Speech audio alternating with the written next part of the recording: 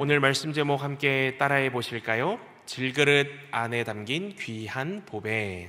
질그릇 안에 담긴 귀한 보배. 사랑하는 성도 여러분, 오늘 본문 말씀 고린도후서 4장 7절부터 18절까지 말씀은요, 신앙생활 가운데 낙심하기 쉬운 성도님들, 또 고난과 위기 속에서 흔들리는 이 성도님들, 그리고 스스로의 연약함 때문에 넘어지고 주저앉기 쉬운 성도님들에게 하나님께서 주시는 위로의 말씀입니다. 동시에 이 말씀은 위로와 더불어서 그리스도인의 정체성을 가진 사람이라면 무엇을 바라보며 살아야 하는가를 분명하게 제시하며 가르쳐주는 말씀입니다. 우리는 인생을 하루하루 살아가면서 자주 스스로의 연약함을 발견하고 마주합니다. 내 육체의 연약함을 마주할 때가 있었고요, 내 마음의 연약함도 발견할 때가 있었고요, 내가 처한 형편이 너무나도 약하고 보잘것없구나 마주할 때가 있었을 것이고요, 또 여러 사람들을 만나면서 생겨나는 관계 속에 흔들림도 있었을 것이고요, 신앙에 있어서 또한 마치 파도와 같이 활활 뜨겁게 타오르는 것만 같다가도 어느새 이 신앙에 있어서도 낙심하고 있는 스스로를 발견할 때도 있었을 것입니다. 그러면 우리는 마음이 허하고 무얼 하려고 해도 이 손에 제대로 붙잡히는 것이 없으니 교회에 열심히 나아보려고 합니다. 기도와 말씀으로 힘내보려고 하지요. 그런데 왜인지 기도를 해도 여전히 연약한 내 모습을 마주하게 되고, 또 말씀을 붙들어도 여전히 흔들리고 있는 내 모습을 발견하게 되고, 믿음으로 온전히 살아내고 싶지만 여전히 현실의 무게는 너무나도 크고 무겁게 느껴져서 이제는 다 포기하고 외면하고 그저 주저앉고 싶을 때가 있습니다. 눈앞에 산적한 문제들, 질병과 아픔으로 건강에 적신호가 켜진 어려움들, 관계에서 받는 상처들, 또 사역에 부담이 쌓여서 이제는 기쁨이 아닌 일로 느껴지는 시간들, 자꾸만 반복되는 피곤함과 눈물 때문에 마음이 여러 모양으로 계속 짓눌린다라는 거예요. 그러다 보면 이렇게 생각이 들 때가 있습니다. 나란 존재는 너무나도 연약한 존재라서 안 되는 거구나. 이 상황은 분명 나를 고꾸라뜨리고 무너뜨릴 거야. 나를 잡아먹겠지. 나는 여기서 이렇게 끝나버리는구나. 대체 언제까지 이렇게 살아야 하는 것일까? 그런데 오늘 본문 말씀에서요, 하나님은 이 바울을 통하여 우리에게 분명한 메시지를 말씀해 주십니다. 어떤 메시지를 우리에게 말씀해 주고 계실까요? 하나님은 이렇게 말씀하십니다. 너는 질그릇이다. 그렇기에 쉽게 깨질 수 있다. 누군가가 보기에는 약해 보일 수 있고 완벽하지 않은 것처럼 보일 수 있다. 그러나 거기서 끝나지 않는다. 너는 질그릇이지만 그 안에 보배를 담은 존재다. 내가 약하다고 해서 하나님의 능력이 같이 약해지는 것이 아니라 오히려 너의 그 약함 속에서 하나님의 능력이 더 선명하게 드러난다. 우리에게 분명한 메시지를 오늘 이 본문 말씀을 통해 전해주신다라는 것입니다. 또 바울은 말합니다.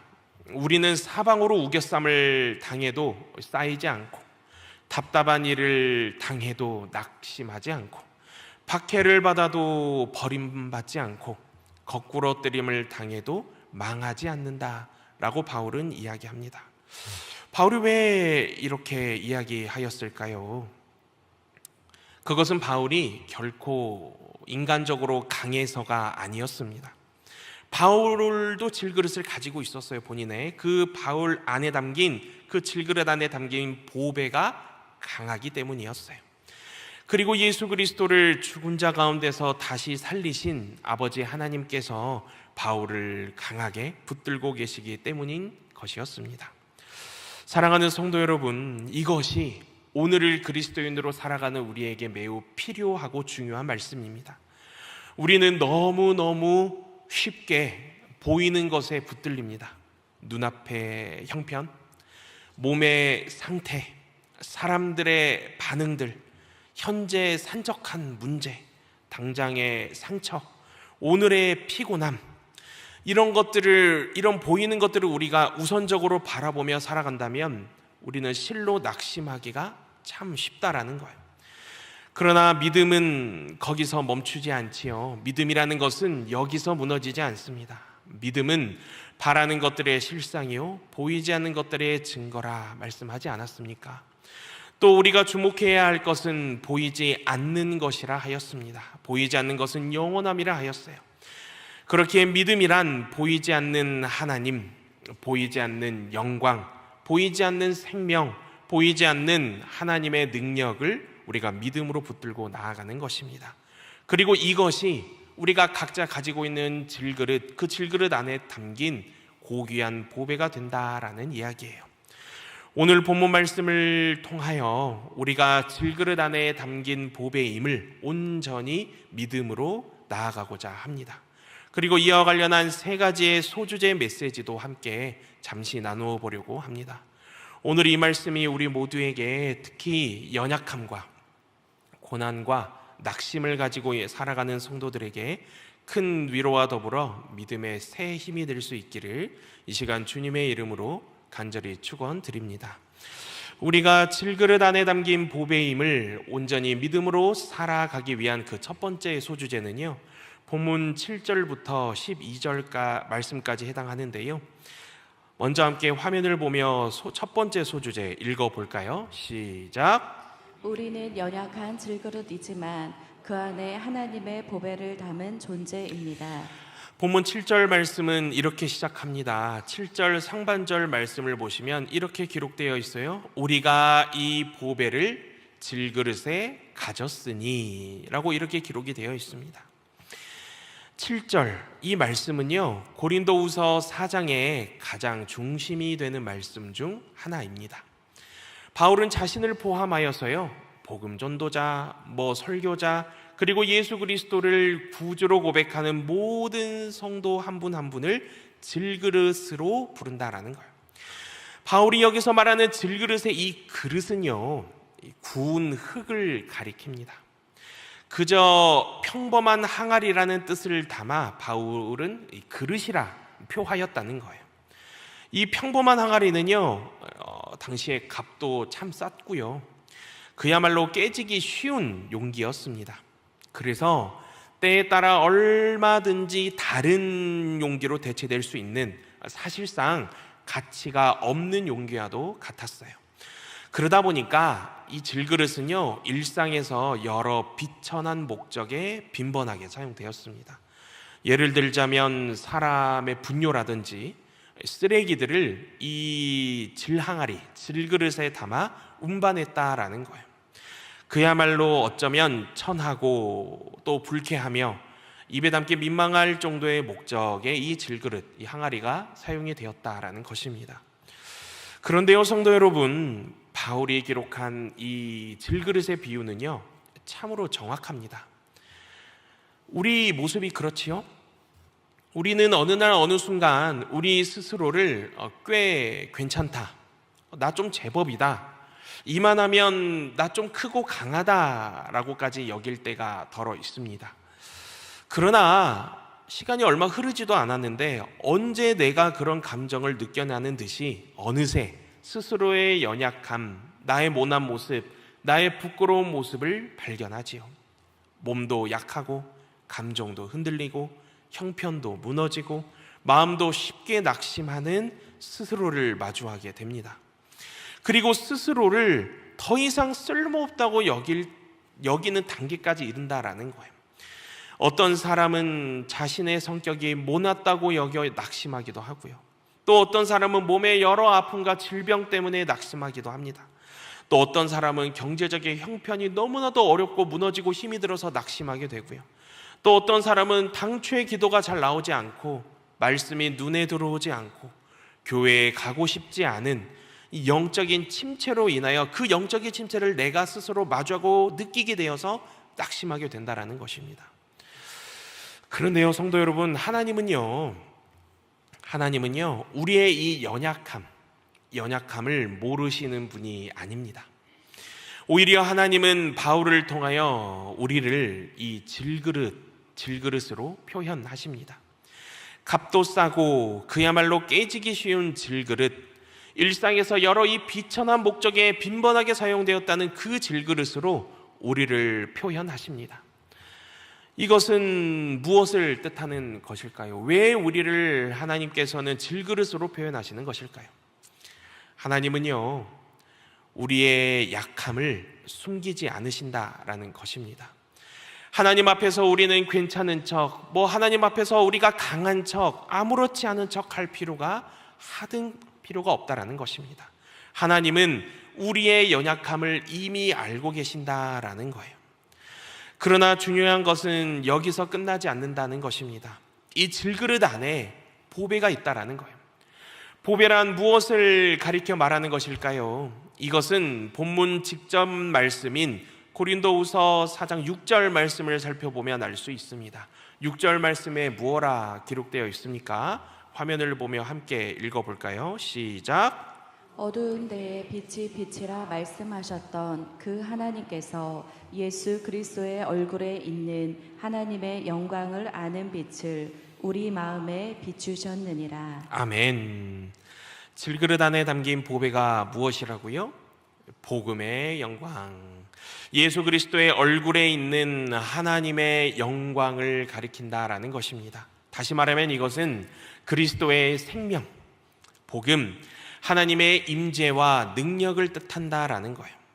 그렇기에 하나님을 믿고요, 또 하나님 나라의 백성이 되어 살아가는 모든 그리스도인들의 가치, 우리 한 분 한 분 여기 계신 모든 성도님들의 가치는 질그릇 그 자체에 있는 것이 아니라 그 안에 담긴 보배에 있다라는 것입니다.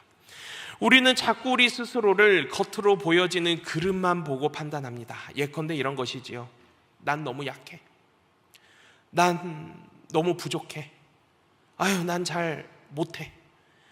나는 저 사람처럼 저리 그렇게 막 화려하지 않아. 나는 별로 쓸모가 없게 느껴져. 하나님은 이에 대해 이렇게 말씀하십니다. 그래, 너는 질그릇이다. 그러나 중요한 것은 내가 얼마나 반짝이는 그릇이냐가 아니다. 또 반대로 내가 얼마나 볼품없어 보이는 그릇이냐도 아니다. 내 안에 내가 담아둔 그 보배가 무엇인지를 보아라 라는 것입니다. 성도 여러분, 하나님은 왜 보배를 그러면 질그릇에 담으셨을까요? 왜 더 좋아 보이고 삐까번쩍하고 반짝이는 그릇이 아니라 왜 질그릇에 담으셨습니까? 본문 7절 말씀, 아까 보았던 그 동일한 7절 말씀에서 바울은 그 이유를 기록합니다. 화면을 보며 7절 하반절 말씀, 노란색 부분이겠네요. 읽어볼까요? 시작. 이는 심히 큰 능력은 하나님께 있고 우리에게 있지 아니함을 알게 하려 함이라. 아멘. 하나님은 우리의 약함을 통해서요, 하나님의 능력을 드러내시기를 원하신다라는 것입니다. 그릇이 너무 화려하면 무엇을 보겠습니까? 그 안에 담긴 보배보다는 그 반짝이는 그릇이 더 주목받을 수 있겠지요. 또 그릇이 너무 막 튼튼해 보이고 막 강해 보이고 이러면 어떤 생각을 하겠습니까? 그 능력이 보배가 아니라 마치 그 튼튼한 강해 보이는 그릇 자체에서 나오는 것처럼 생각하고 착각할 수 있다는 것입니다. 그러나 하나님은 값도 싸고 그야말로 깨지기 쉬운 질그릇 같은 우리를 사용하심으로 말미암아 결국 모든 영광이 오직 주 여호와 하나님께 돌아가게 하신다라는 것입니다. 사랑하는 성도 여러분, 이것이 바로 복음의 역설입니다. 하나님은 그야말로 오점 하나 없이 완벽한 사람만 찾아 쓰시는 분이 아닙니다. 하나님은 적자생존에서 살아남을 것 같은 강한 사람만 쓰시는 분 또한 아닙니다. 오히려 자신의 강함을 의지하지 않고 언제 어디서 무엇을 하든지 하나님 아니면 안 된다는 것을 고백하며 살아내려는 사람을 통해 하나님은 더 크고 분명하게 일하신다라는 것입니다. 이어지는 본문 8절에서 9절 말씀까지 살펴보십시오. 바울은요, 자신의 현실에 대해 이야기합니다. 8절부터 9절까지 말씀 한 번 더 읽어볼까요? 시작. 우리가 사방으로 우겨쌈을 당하여도 쌓이지 아니하며 답답한 일을 당하여도 낙심하지 아니하며 박해를 받아도 버림바 되지 아니하며 거꾸러뜨림을 당하여도 망하지 아니하고. 아멘. 성도 여러분, 바울은요, 고난이 없다고 이야기하지 않습니다. 사방으로 우겨쌈을 당하고요, 답답한 일을 당하고요, 박해를 받고요, 거꾸로뜨림을 당한다라는 거예요. 이것은 사역자로서의 삶이 얼마나 힘든지를 여실히 보여주는 기록입니다. 비단 사역자에게만 해당되는 이야기일까요? 한 분 한 분 성도님들의 삶에도 또한 그대로 적용되는 말씀이라는 거예요. 우리도 이런 일을 얼마든지 또 별안간 당할 수 있다라는 거예요. 사방으로 눌리는 것 같은 시간, 앞이 보이지 않는 답답함, 사람들에게 버려진 것 같은 외로움, 또 넘어진 것만 같은 무력감을 얼마든지 마주할 수 있다는 것입니다. 그런데 바울은 놀랍게도 말하지요. 우겨쌈을 당하여도 쌓이지 않은 바 됨을 말합니다. 답답한 일을 당하여도 낙심하지 않은 바 됨을 말입니다. 박해를 받아도 버림바 되지 않음을 바울은 말하고 있어요. 거꾸러뜨림을 당하여도 망하지 않은 바 됨을 바울은 이야기하고 있다는 것입니다. 그 이유가 무엇일까요? 이것은 앞서서도 말씀드렸지만 바울 자신이 대단하게 튼튼하고 대단하게 강해서가 아닙니다. 바울 또한 하나님께서 우리 모두에게 말씀하신 바와 같이 겉으로 보아서는 질그릇입니다. 값도 싸고요, 그야말로 깨지기 쉬운 용기처럼 보였어요. 그러나 그 질그릇 안에 무엇이 담겨 있다 말씀드렸습니까? 보배가 충만하게 넘치도록 바울 안에 담겨 있었다라는 것입니다. 이 보배는요, 결코 무너지지 않습니다. 이 복음은요, 결코 깨지지 않습니다. 하나님의 능력은 막히지 않는다라는 거예요. 하나님의 생명은 결코 사라지지 않음을 이 질그릇 안에 담긴 보배로서 비유하였다라는 것입니다. 다음으로 이어지는 본문 10절에서 11절 말씀까지 살펴보십시오. 바울은 더 깊이 들어갑니다. 무엇라 기록되어 있습니까? 화면을 보십시오. 10절 말씀에는 먼저 이렇게 나와 있습니다. 예수의 생명이 또한 우리 몸에 나타나게 하려 함이라. 이어서 11절 말씀도 보십시오. 예수의 생명이 또한 우리 죽을 육체에 나타나게 하려 함이라. 바울은 서신을 쓰면서요, 자신의 삶을 예수의 죽으심을 몸에 짊어지는 삶이라고 표현합니다. 복음 사역의 길, 그 길은요, 결코 편안함의 길이 아닙니다. 죽음의 흔적이 있고요, 희생이 있고요, 깎이는 아픔이 늘 따라다닙니다. 그런데 그렇게 예수의 죽음을 짊어질 때 예수의 생명이 몸에 나타남을 바울은 확신하였다라는 것입니다. 이것은 무엇을 의미하는 것입니까? 하나님은 우리가 처하는 고난들을 결코 헛되게 두지 않으신다라는 것입니다. 연약함 속에서 생명을 나타내시고요, 깨어짐 속에서 주님의 향기를 흘리게 하십니다. 연약한 질그릇은 깨어지고 또 깨어지는 것만 같지만 그 질그릇 안에 담긴 보배, 곧 죽음 같은 자리에서 다시 사심, 부활의 능력을 드러내시는 분이 주 여호와 하나님이시라는 것입니다. 그래서 바울은 본문 12절 말씀에서 이와 같이 기록합니다. 그런즉 사망은 우리 안에서 역사하고 생명은 너희 안에서 역사하느니라. 바울은 자신이 계속해서 깎이고 또 죽어가는 것 같은 사역을 감당하지만 이것은 곧 우리에게 생명이 흐를 것임을 이야기합니다. 그리고 이것은 또 다른 누군가의 사람들에게 계속해서 생명이 생명을 낳고 또 다른 생명이 생명을 낳는 힘을 떨칠 것임을 이야기합니다. 그리고 이와 같이 생명의 힘의 역사를 경험하며 목도한 우리 또한 이 바울과 같이 예수의 죽으심을 몸에 짊어지는 삶을 살아내야 할 것을 바울은 소망하며 권면하였다라는 것입니다.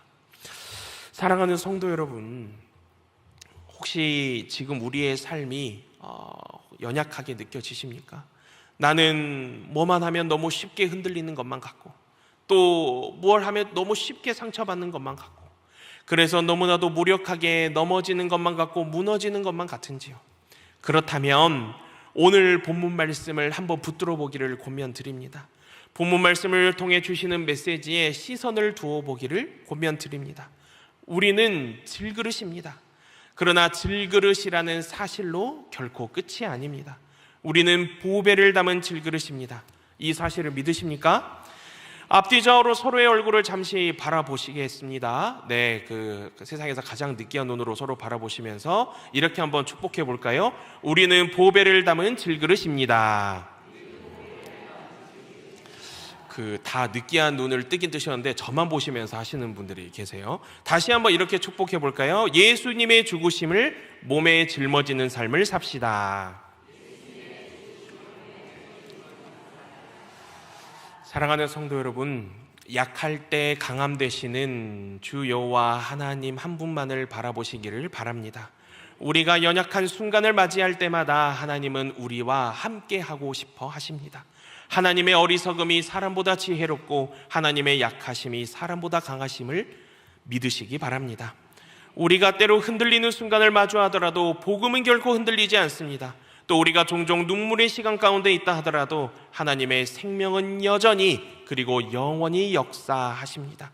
그렇게 성도 여러분, 우리가 질그릇 안에 담긴 보배임을 온전히 믿음으로 살아가기 위한 그 첫 번째 메시지를 기억해야 합니다. 한 번 더 기억하기 위하여 저와 함께 한번 읽어보실까요? 시작! 우리는 연약한 질그릇이지만 그 안에 하나님의 보배를 담은 존재입니다. 바라기는 우리의 연약함만 보고 낙심하지 않고 우리 안에 계신 하나님의 능력을 바라보며 살아가는 저와 여러분 될 수 있기를 이 시간 주님의 이름으로 간절히 축원드립니다. 우리가 질그릇 안에 담긴 보배임을 온전히 믿음으로 살아가기 위한 그 두 번째 소주제는요, 본문 13절부터 15절까지 말씀에 해당하는데요. 함께 화면을 보며 먼저 두 번째 소주제 한번 읽어볼까요? 시작! 우리는 하나님의 은혜를 바라보기에 낙심하지 않습니다. 이제 바울은 왜 자신이 낙심하지 않는지를 더 직접적으로 기록합니다. 이와 관련한 본문 13절 말씀 보십시오. 기록된 바 내가 믿었으므로 말하였다는 것 같이 우리가 같은 믿음의 믿음을 가졌으니 우리도 믿었으므로 또한 말하노라 라고 기록되어 있습니다. 바울은요, 복음의 진리를 믿었기에 복음을 선포하지 않을 수 없었습니다. 바울은 믿음이 흔들리지 않았고요, 이러한 믿음은 복음을 계속해서 낙심하지 않고 전할 수 있도록 그를 강권하였어요. 진실로 참된 믿음이 있다면 진리를 강력하게 그리고 일관되게 흔들림 없이 증언할 수 있음을 바울은 깨달았다라는 것입니다. 그래서 바울은 고난이 뒤따른다고 하더라도요, 결코 그 복음의 입술을 닫지 않았습니다. 또 핍박이 뒤따른다고 하더라도요, 복음 전하기를 결코 멈추지 않았습니다. 믿음은 바울로 하여금 현재 처한 마주한 고난보다 더 큰 실제를 붙들게 하였다라는 것입니다. 여기서 우리는 복음에 대한 바울의 확신과 태도, 여기에 좀 주목할 필요가 있겠습니다. 믿음의 사람이라 함은 문제를 따져보았을 때 흠잡을 것이 하나도 없어서 그제야 복음을 옳았구나 하고 말하는 것이 아닙니다. 또 믿음의 사람이라 하면요, 자신의 형편이 넉넉하고 또 하루의 일진이 좋아서 그래서 믿는다 고백하는 것 또한 아닙니다. 그렇다면 믿음의 사람이란 무엇일까요? 말 그대로 믿음의 사람은 믿기 때문에 복음을 말한다라는 것입니다. 그야말로 믿기 때문에 복음을 멈추지 않고 증언한다라는 거예요. 고난이 나를 붙들고 있음에도 나는 그 복음을 전하기를 멈출 수 없다라는 거예요. 눈물 나는 상황을 마주했음에도 변함없이 고백한다라는 거예요. 말로 다 할 수 없는 상황들이 나를 붙잡아 두고 있는 것만 같지만 여전히 나는 나의 처한 상황과 관계없이 하나님을 증언한다라는 거예요. 빌립보서 4장 12절 말씀을 통해 기록한 바울의 고백과 같이 내가 비천에 처할 때나 풍부에 처할 때나 바울은 변함없이 하나님을 붙들며 하나님 나라 복음을 기쁨으로 나누고 전하였다라는 것입니다. 믿음은 내가 처한 상황에 따라 이리 변하고 저리 변하고 내 컨디션에 따라서 오늘은 좀 전해보고 내일은 안 좋을 것 같으니까 안전하고, 이게 아니라 변치 않은 분, 영원하신 분 되시는 우리 주 하나님을 온전히 붙드는 것, 이것이 참된 믿음임을 바울은 확신하였다라는 것입니다. 다음 이어지는 본문 14절에서 15절까지 말씀을 보십시오. 바울은 그 믿음의 내용을 아주 분명히 기록합니다. 화면을 보며 14절부터 15절 말씀까지 한 번 더 읽어볼까요? 시작. 주 예수를 다시 살리신 이가 예수와 함께 우리도 다시 살리사 너희와 함께 그 앞에 서게 하실 줄을 아노라. 이는 모든 것이 너희를 위함이니 많은 사람의 감사로 말미암아 은혜가 더하여 넘쳐서 하나님께 영광을 돌리게 하려 함이라. 24절에서 15절까지 말씀의 핵심이 나오지요. 바울이 낙심하지 않았던 이유는요, 예수님의 다시 사심, 곧 부활신앙 때문이었습니다. 하나뿐인 아들 예수님을 살리신 아버지 하나님께서 우리 또한 다시 살리실 것을 알았기 때문이죠. 그렇기에 14절 말씀의 기록은 바울의 삶 전체를 지탱하는 중심 말씀과도 같았습니다. 바울은 본인이 처한 고난들을 보았어요. 까딱하면 죽음에 이를 것만 같은 상황도 여러 번 마주했습니다. 그러나 그것이 마지막이 아니라는 것을 믿음으로 확신하였습니다. 예수님도 죽으셨지만 거기서 끝나지 않았지요. 사흘 만에 죽음을 이기시고 다시 사셨습니다. 그렇기에 바울은 지금의 고난이 결코 끝이 아님을 믿음으로 확신하였다라는 거예요. 뿐만 아니라 바울은 이 부활신앙을 믿음으로 확신하며 하루하루 나아갈 때에 고난 가운데서도 하나님의 은혜가 다른 사람에게 흘러갈 수 있다는 것을 보았습니다. 이 부활신앙을 믿음으로 확신하며 하루하루 나아갈 때에 감사함이 더 많은 사람에게 퍼질 수 있다는 것을 보았습니다. 이 부활신앙을 믿음으로 확신하며 하루하루 나아갈 때에 종국에는 하나님께 모든 영광을 올려드릴 수 있음을 바울은 믿음으로 바라보았다는 것입니다. 사랑하는 성도 여러분, 이것이 바로 신앙의 핵심입니다. 우리는 현재만 보고 사는 사람들이 아닙니다. 우리는 부활을 믿는 사람들입니다.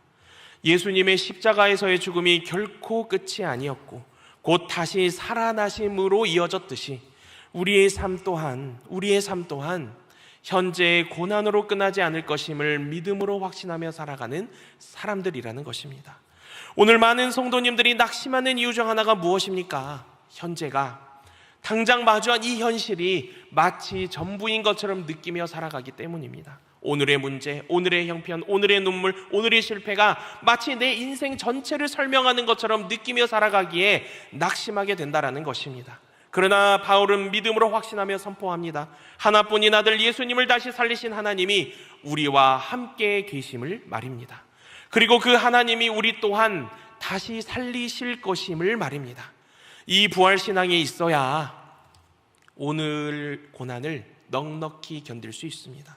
이 부활신앙이 있어야 눈앞에 죽음 같은 상황이 우리 가운데 찾아오더라도 능히 통과할 수 있는 힘을 얻을 수 있습니다. 이 부활신앙이 있어야 낙심하지 않고 우리 주님을 향한 믿음을 담대히 선택할 수 있다는 것입니다. 그렇게 성도 여러분, 우리가 질그릇 안에 담긴 보배임을 온전히 믿음으로 살아가기 위한 그 두 번째 메시지를 꼭 기억하시기를 저는 이 시간 권면드립니다. 한 번 더 기억하기 위하여 화면을 보며 한 번 더 읽어볼까요? 시작. 성도는 하나님의 은혜를 바라보기에 낙심하지 않습니다. 우리가 풍부에 처하든지 비천에 처하든지 이로 인하여 일희일비하지 않고 낙심하지 않고 언제 어디서 무엇을 하든지 하나님의 은혜를 사모하고 바라보며 우리 주님을 향한 믿음을 담대히 선택하는 저와 여러분 될 수 있기를 이 시간 주님의 이름으로 간절히 축원드립니다. 우리가 질그릇 안에 담긴 보배임을 온전히 믿음으로 살아가기 위한 마지막 세 번째 소주제는요, 본문 16절부터 18절 말씀까지 해당하는데요, 이 마지막 세 번째 소주제 화면을 보며 읽어볼까요? 시작. 우리는 보이는 것이 아니라 영원한 영광을 바라보며 살아야 합니다. 이제 바울은 오늘 본문 말씀의 절정을 향해 우리를 인도합니다. 16절 말씀인데요, 그러므로 우리가 낙심하지 아니하노니 우리의 겉사람은 낡아지나 우리의 속사람은 날로 새로워지도다 라고 바울은 기록합니다. 이 말씀은요, 성도 여러분, 참으로 귀한 말씀입니다.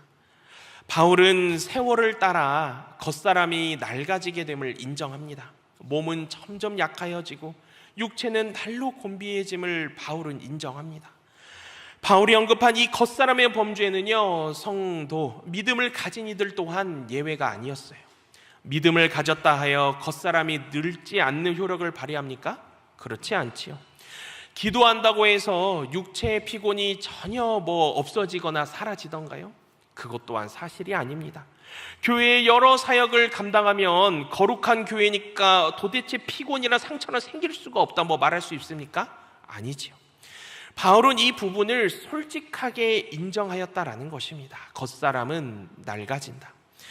그런데 반전이 있습니다. 바울은 이 겉사람이라는 단어와 더불어 동시에 속사람이라는 단어를 언급합니다.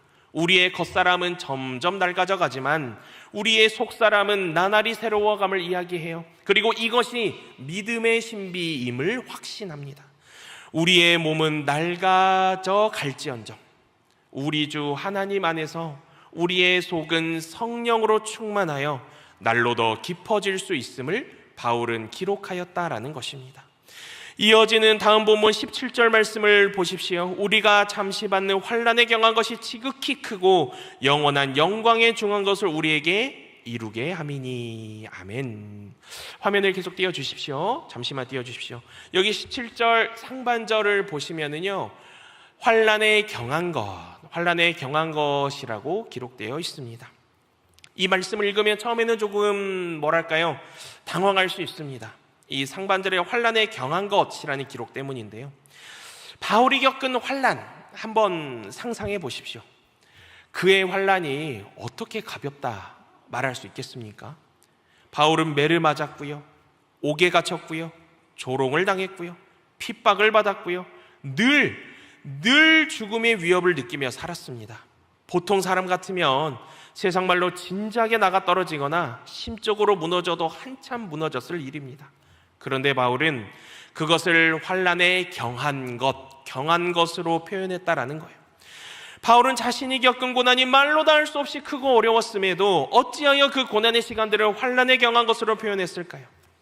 이것은 자신의 환난 자체가 사실은 시간 지나고 보니 알고 보니 별거 아니었다, 아무것도 아니었다, 이런 뜻이 아닙니다.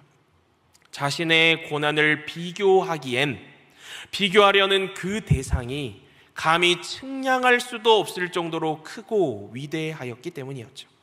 바울은 자신의 고난을 무엇과 비교하느냐? 영원한 영광과 비교하고 있습니다. 지극히 크고 영원한 영광과 자신의 고난을 비교하면 자신이 겪었던 고난들, 그리고 현재 마주한 여러 환난들, 그리고 앞으로 어쩌면 찾아올지도 못할 숱한 그 환난 고난들은 잠시일 뿐이요, 가벼운 것일 수밖에 없음을 믿음으로 바울은 고백하였다라는 것입니다. 사랑하는 성도 여러분, 이것이 우리가 꼭 지녀야 할 참된 믿음의 시선입니다. 고난, 괴롭지요. 괴롭지 않은 고난은 없습니다. 괴로우니까 고난이지요.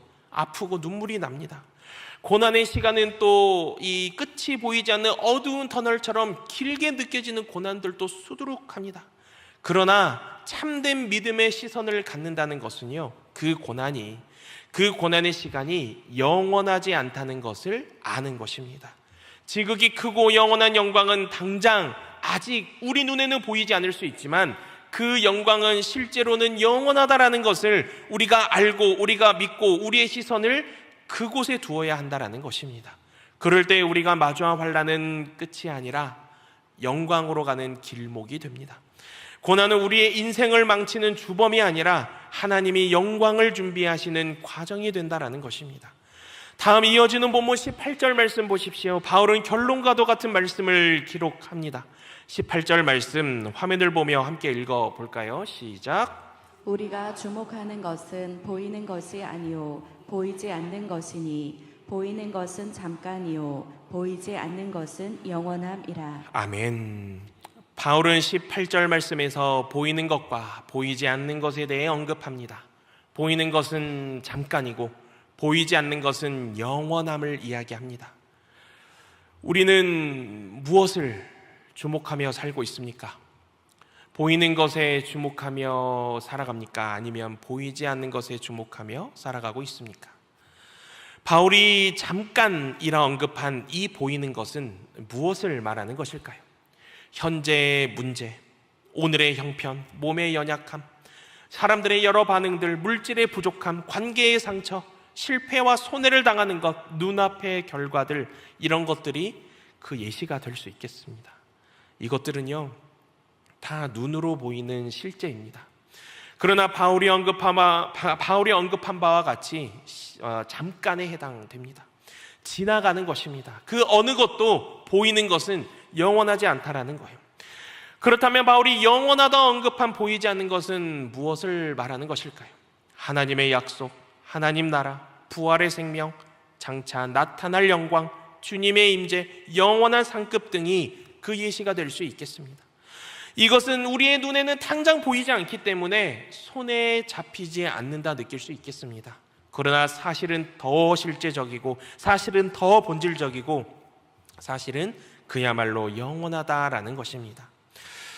사랑하는 성도 여러분, 우리가 보이는 것에만 바라보고 살면 쉽게 절망할 수 있습니다. 또 쉽게 무너질 수 있습니다. 그러나 보이지 않는 영광을 바라보면 버틸 수 있습니다. 영원을 바라보면 오늘을 견딜 수 있습니다.